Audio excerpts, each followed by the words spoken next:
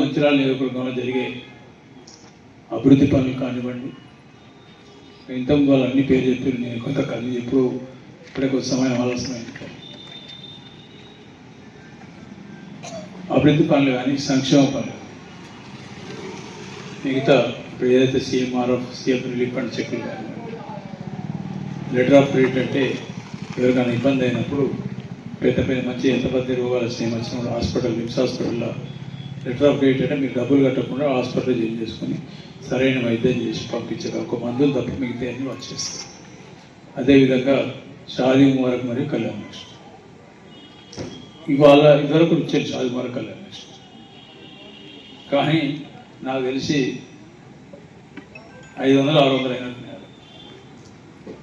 2.5 సంవత్సరాల్లో రేపు మధ్యలో దాదాపు 8 నెలలు ఆరోగ్యం బాగాలేక పోయినా కూడా ఇప్పటి వరకు ఈ రోజుతో ఇచ్చే సీఎంఆర్ఎఫ్ చెక్కులు మొత్తం కలిపితే 2,911 చెక్కులు నేను ఎన్నికైనా 2.5 సంవత్సరాలు ఈరోజు ఇచ్చే చెక్కులు ఉన్న లక్ష్మీ దండపల్లి ఇచ్చిన ఇక్కడ ఈరోజు ఇస్తున్నాను.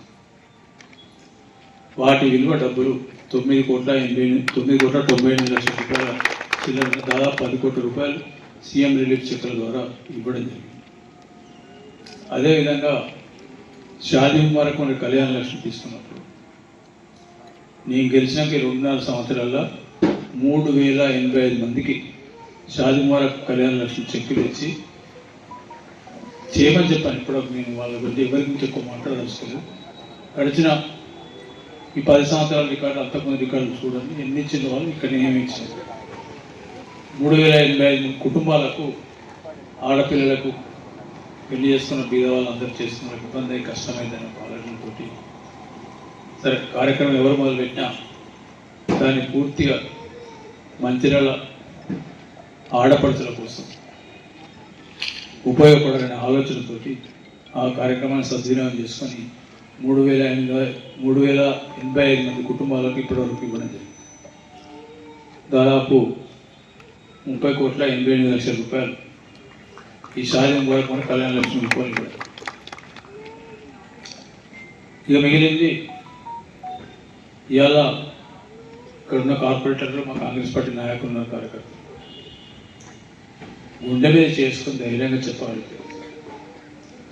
ప్రభుత్వం ద్వారా వచ్చే ప్రతి సంక్షేమ కార్యక్రమం, ఇందిరా మిల్లే కానివ్వండి, రేషన్ కార్డులు కానివ్వండి, సన్న బియ్యం కానివ్వండి, లేకపోతే 200 యూనిట్ల కరెంటు కానివ్వండి, మిగతా ఆరోగ్యశ్రీ కానివ్వండి, ఇది కాకుండా ఏవైతే ఈ రైతు బీమా ఇవన్నీ కూడా, రుణమాఫీ కానివ్వండి, మహిళల అక్క చెల్లెలకు ఎన్నికల సందర్భంలో చెప్పినాం. నీకు ఎప్పుడైనా ఇంట్లో గొడవ అయితే సపరేట్గా బ్యాగ్ పట్టుకొని ఇంటిగా తల్లిగారింటికి పోవద్దని చెప్పి బస్సు చెప్పినాం. ఇప్పటివరకు మంచిర్యాల నియోజకవర్గంలో మంచిర్యాల డిపోలో దాదాపు 37,50,000 అంటే ఒక్క మనిషి 20 సర్చ్ చేయవచ్చు ప్రయాణాలు జరిగినాయి ఇక్కడ ఈ డిపోలో. అంటే మంచిర్యాలలో ఉన్న ఆడపడుచులందరూ, అక్క చెల్లెళ్ళు, పెద్దమ్మలందరూ ఆ సౌకర్యం. ఎన్నికల కన్నా ముందు చెప్పిన చాలా హామీలు చేసినాం, ఇంకా చేసేది బాగా ఉంది. ఈ కార్యక్రమం అనేది ఒక నిరంతర ప్రక్రియ. ఒక పక్క అభివృద్ధి, ఇంకో పక్క సంక్షేమం. 1-2 సమస్యలు ఎన్నికల ముందు చెప్పిన మిగిలిన అవి కూడా దాదాపు ఇంకో 6 నెలలు పూర్తయి. అభివృద్ధి విషయానికి వచ్చినప్పుడు మీ అందరూ నా మీద ప్రేమ ఎక్కువైపోయి చాలా చెప్తారు. కానీ ఇంతవరకు నేను చేసింది ఒక చారణ మందం మాత్రమే, ఇంకా బారణ మందం చేసేది. తప్పకుండా ఎన్నికల ముందు ఏవైతే వాగ్దానం చేసినా 4 వాగ్దానం చేసాను. 5 కూడా చెప్తాను. ఇంకోటి, వర్షాకాలం వరదలొచ్చి మునిగిపోయినప్పుడు 2 సంవత్సరాలు దాదాపు సగం మంచిర్యాల నీళ్ళు ఉన్నప్పుడు నా కష్టాలను చూసి ఎన్నికల చెప్పడం జరిగింది. ఖచ్చితంగా ఈ మంచిర్యాల ప్రాంతంలో కరకట్టలు తీసుకొస్తానని చెప్పడం జరిగింది. గెలిచినాక 6 నెలల రూపాయల బడ్జెట్లో పెట్టి శాంక్షన్ చేసుకొని 2 నెలలు అయిపోయి వర్క్ పని కూడా స్టార్ట్ అయింది. 255 కోట్లతో కరకట్టలు కూడా శాంక్షన్ పని కూడా నడుస్తుంది. ఆ దినం చెప్పడం జరిగింది. మాతా శిశు మునిగినప్పుడు అక్కడ పనికిరాదు, ఐబీలా సూపర్ స్పెషాలిటీ హాస్పిటల్ కడతా అని చెప్పి రాష్ట్రంలోనే హైదరాబాద్ తర్వాత ఏ జిల్లాలో లేకుండా మంచిర్యాల జిల్లాకు, అది మంచిర్యాల పట్టణంలో సూపర్ స్పెషాలిటీ హాస్పిటల్ ప్రభుత్వం ద్వారా శాంక్షన్ ఇక్కడ 300 కోట్లతో శాంక్షన్ ఉంది. నాకు తెలిసి ఇంకొక 100-150 కోట్లు వేరే ప్రయత్నాలు చేస్తున్నారు, అది కూడా ఇది అనుకుంటా. క్యాన్సర్ సెంటర్ కూడా శాంక్షన్ అయింది ఇక్కడ, అది కూడా కొంచెం టైం పడుతుంది. ఎందుకంటే దానికి బాబా ఆట రీసెర్చ్ సెంటర్ వాళ్ళు పర్మిషన్ ఇవ్వాలి, దానికి మొత్తం రేడియేషన్ ఎఫెక్ట్ ఎంతుంటే దాన్ని చూసి చేస్తారు, అది కొంచెం సమయం పడుతుంది, అది కూడా అవుతుంది. క్రిటికల్ కేర్ 17.5 కోట్లు పెట్టి తీసుకొచ్చినాం, అది కూడా పూర్తవుతుంది. ఇప్పుడు మన ఏదైతే జిల్లా జనరల్ ఆసుపత్రి ఉందో అది కూడా పూర్తయింది. ఇంకో 3 నెలల లోపల, దసరా లోపల దాన్ని కూడా వినియోగం తీసుకొచ్చి పూర్తి సామర్థ్యంతో డాక్టర్లు, వారికి సహాయక సిబ్బంది, సరిపోయే పరికరాలు,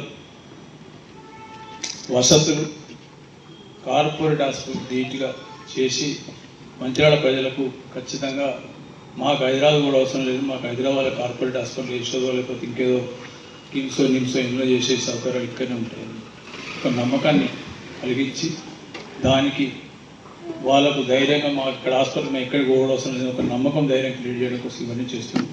మీరు ఇంకొక 3 సంవత్సరాల తర్వాత హైదరాబాద్కో లేకపోతే ఇంకెక్కడికో వైద్యం కోసం పోవాల్సిన అవసరం లేదు. తప్పకుండా హైదరాబాద్ ఏదైతే వైద్యం అందుబాటులో ఉందో, నిమ్స్ హాస్పిటల్ కానీ, కిమ్స్ హాస్పిటల్ కానీ, యశో హాస్పిటల్ కానీ, అక్కడ దొరికే అంతకన్నా మంచి వైద్యం. ఎందుకంటే హాస్పిటల్ 10 ఏళ్ళ కింద 20 ఏళ్ళకి స్టార్ట్ అయినా మనం ఇప్పుడే స్టార్ట్ చేస్తున్నాం కాబట్టి ప్రపంచంలో జరిగే మార్పులకు అనుగుణంగా వైద్యానికి సంబంధించిన పరికరాలు, అదేవిధంగా రోజువారీ వచ్చే మార్పులకు ఏదైతే వైద్యశాస్త్రం అభివృద్ధి చెందుతుందో దానికి అనుగుణంగా వైద్యులను తీసుకొచ్చి తప్పకుండా అన్ని సౌకర్యాలు తీసుకొచ్చి ఏర్పాటు చేస్తారు.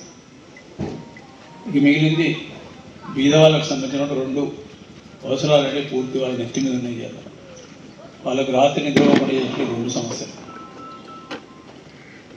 మొదటి సమస్య పిల్లల చదువు. ఎందుకంటే 30 సంవత్సరాల నుంచి ప్రభుత్వ విద్యా వ్యవస్థను నిర్వీర్యం చేసి ప్రైవేట్ వాళ్ళ చేతులకు అప్పచెప్పిన ఘనత ఇక చంద్రబాబు గారి నుంచి మన కేసీఆర్ దాకా దక్కుతుంది. దాన్ని తిరిగి ప్రభుత్వ విద్యా వ్యవస్థను పునరుద్ధరించి కార్పొరేట్ విద్యకు ధీటుగా కార్పొరేట్ యూనివర్సిటీల చెప్పే విద్యకు ధీటుగా ప్రభుత్వ విద్యను ప్రోత్సహించి ఈరోజు ఈ రాష్ట్రంలో ఎన్నడూ లేని విధంగా 3 లక్షల కోట్ల బడ్జెట్లలో దాదాపు 27,000 కోట్ల ఒక విద్యా వ్యవస్థకు బడ్జెట్ అలకేట్ చేస్తున్న గౌరవ ముఖ్యమంత్రి గారికి, అంటే వారే ముఖ్యమంత్రి గారు, గౌరవ ముఖ్యమంత్రి గారే విద్యాశాఖ మంత్రులు కాబట్టి వారికి తప్పకుండా అభినందనలు తెలియజేయకపోతే, ఎందుకంటే నేను అక్షకాన్ని చూస్తున్నాను. ఒక పాఠశాల మంచిగా కట్టించి మంచిగా ఇన్ఫ్రాస్ట్రక్చర్, బెంచ్లు కానీ, వాష్రూమ్లు కానీ అన్నీ మంచిగా చేస్తే స్టూడెంట్లు, తల్లిదండ్రులకు కూడా ఒక నమ్మకం పెరిగి విద్యా వ్యవస్థల అడ్మిషన్లు ఏ రకంగా వస్తున్నాయి చూస్తున్నా, కళ్ళతోటి చూస్తున్నా. నేను గెలిచిన తర్వాత రాష్ట్రంలో మొట్టమొదటిసారిగా ఏ ముఖ్యమంత్రి కూడా అప్పుడు దాని మీద దృష్టి పెట్టలేదు.